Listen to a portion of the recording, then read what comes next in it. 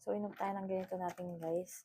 So, bumili ako ng ganito, of course. Kasi kung kompleto na yung vitamins na to, which is vitamin C, meron siyang vitamin E, at zinc. So, yung vitamin C helps to brighten our skin. Siyempre, para sa ating kalusugan din, of course. So, vitamin E, para yan sa ating skin. So, zinc for mga toxins sa ating katawan. So, syempre, alam niyo naman na nanganak ako 5 months ago. And isa sa recommended ng aking OB is vitamin C. Na para daw mas mabilis yung pag-heal ko. So, ito siya, guys. And there are times kasi na kapag lumalabas kami, nakakalimutan ko bumili ng mga vitamins or supplements ko. So, pwede naman pala siya sa online para hindi na ako mahirapan pa. So, guys, hindi lang to para sa buntis.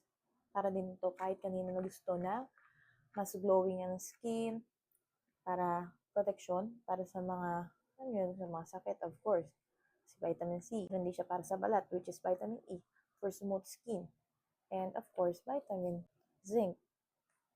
So kung gusto niyo rin ng ganitong vitamins, guys, at ayaw nyo lumabas, tinatamad kayo lumabas, bumili na lang kayo sa basket ko, guys.